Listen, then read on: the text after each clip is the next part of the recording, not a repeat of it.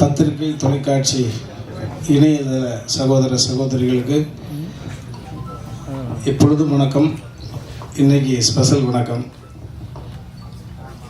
காரணம்,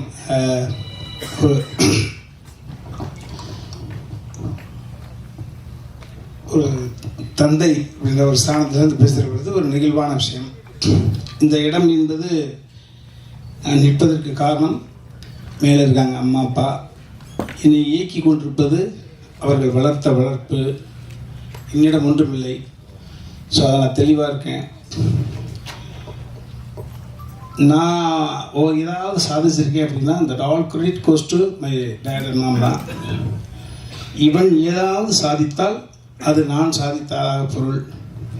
இவர்கள் பிறக்கும் குழந்தை சாதித்தால் அது இவர்கள் சாதித்ததாக பொருள். எனக்கு இறைவனிடம் அந்த பொறுப்பை கொடுத்துருந்தேன்.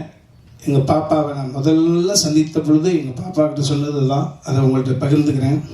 முதல்ல சந்தித்த பொழுது பாப்பா கிட்ட சொன்னது, ஒரு மனிதன் குழந்தையாக பிறக்கிற பொழுது அவனுடைய நிம்மதி என்பது அவங்க தாய் தந்தைக்கிட்ட இருக்கு. அதற்கப்புறம் வீதியில் விளையாட போகிற பொழுது நம்ம யார் கூட விளையாடுறோமோ அவங்கள்ட்ட போகுது அந்த நிம்மதின்ற பால். அதுக்கப்புறம் பள்ளிக்கூடத்துக்கு போகிற பொழுது பக்கத்தில் யார் உட்காந்துருக்காங்க அவங்களோட கேரக்டர் நம்மளை இன்ஸ்பயர் பண்ணோம். அந்த நிம்மதின்ற பால் அவங்கள்ட்ட போகுது. பாடம் சொல்லிக் கொடுக்கும் வாத்தியார்கிட்ட போகுது.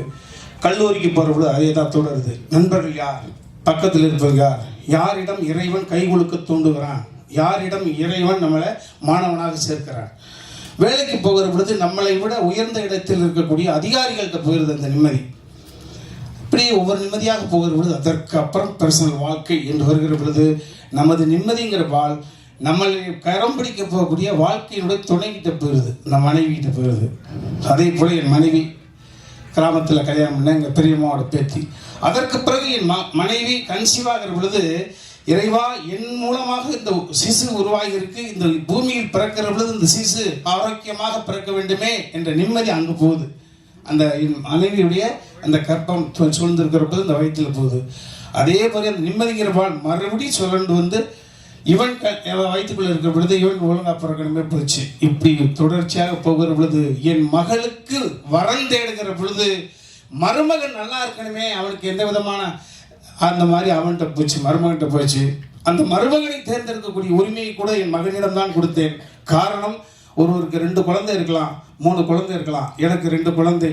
எப்பா, எனக்கு மருமகன் அமைவதை விட, உங்க அம்மாவுக்கு மருமகன் அமைவதை விட, உங்க அக்காவுக்கு கணவன் அமைவதை விட உனக்கு மைத்துனன் சரியாக அமைய வேண்டும். நாங்கள் இருக்கும் காலம் வரை எங்களால் இந்த பூமிக்கு படைக்கப்பட்டவர்கள் இணைபெரியாது சந்தோஷமாக இருக்க வேண்டும். ஸோ நீ சொன்னீங்கன்னா மகளை கொடுத்துருவேன். ஸோ அப்படிதான். ஸோ இந்த நிம்மதி என்பது தொடர்ச்சியாக என் மகள் இப்போ இறுதியாக எங்கள் பாப்பாட்ட சொன்னேன், அம்மா இறைவன் நம்மளை அடிக்கடி சந்திக்க வைக்கக்கூடிய சூழ்நிலை உருவாக்கி கொடுத்துனா நிறையா பேச போகிறோம். முதல்ல அப்பாவை அங்கிளை பார்க்குற பொழுது என்ன சொன்னாங்கன்றது காலம் முழுக்க ஒன்று இருக்கணும்னா அது மாதிரி பாப்பாட்ட சொன்னேன், அம்மா இந்த நிம்மதி என்கிற பால் இப்போ உன் மடிக்கு வந்துருக்கடா செல்லம். ஸோ எங்களுடைய எதிர்காலத்தை, எங்களுடைய அடுத்த தளத்தை நீ தாயாக இருந்து வழிநடத்த வேண்டும் என்று சொன்னேன். வீட்டுக்கு மருமகளாக வந்தாலும் எங்களுக்கு மகள் தான். எங்களுடைய அடுத்த கட்ட எல்லாமே எங்கள் பாப்பா கையில் இருக்கு. ஸோ அதை தான் பாப்பாட்ட வழியில் சொன்னேன்.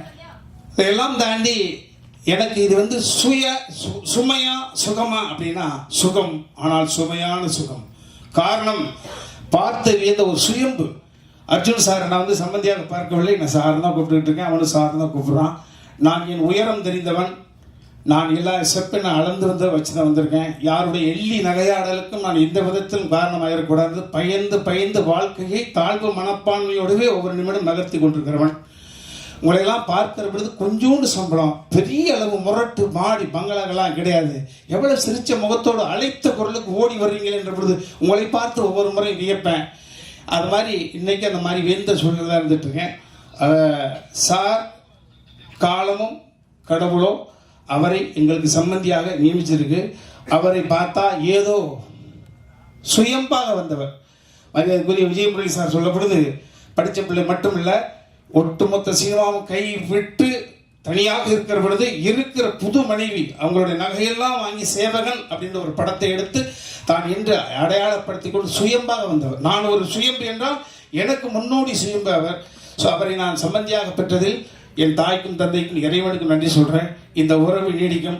நிச்சயமாக சினிமா குடும்பம், கலை குடும்பம், மற்ற எத்த ஒரு சூழ்நிலை எங்கே ஒரு ஒரு மான் மேய சென்றால், ஒரு பிள்ளைகள் ஓடி சென்றால் மறுபடியும் வீட்டுக்கு வந்து சேருவதைப் போல நேற்று வரை நடந்த நிகழ்வுகள் எல்லாரும் முதலமைச்சர் உட்பட அரசியல் பிரபலங்கள், சினிமா பிரபலங்கள் அத்தனை பேருக்கும் உங்கள் மூலமாக அந்த நன்றியை நாங்கள் தெரிவிச்சுக்கிறோம். 2 குடும்பத்தின் சார்பில் ஒரே ஒரு விஷயம், எப்பொழுதும் எங்களிடம் பேசலாம், எதை வேண்டுமானாலும் பேசலாம். ஸோ அந்த உரிமை உங்கள்கிட்ட இருக்கு. எந்த விதத்திலும் இந்த குழந்தைகளுடைய அடுத்த கட்ட நகர்வுகளுக்கு, எங்களது நகர்வுகளுக்கு எப்படி பின்புலமாக இருந்து அடுத்து எங்களை நகர்த்தி கொடுத்தீர்களோ, இந்த குழந்தைகளையும் எதிர்காலத்தையும் உங்களிடம் ஒப்படைக்கிறோம். நீங்கள் உங்கள் வீட்டு பிள்ளைகளாக இருந்து எது வேண்டுமானால் எங்களிடம் சொல்லலாம், உரிமை இருக்கிறது. ஸோ அப்படி உங்கள்கிட்ட அந்த பணிவை மட்டும் வைத்து நான் விடைபெற்றுக் கொள்ள வேண்டும்.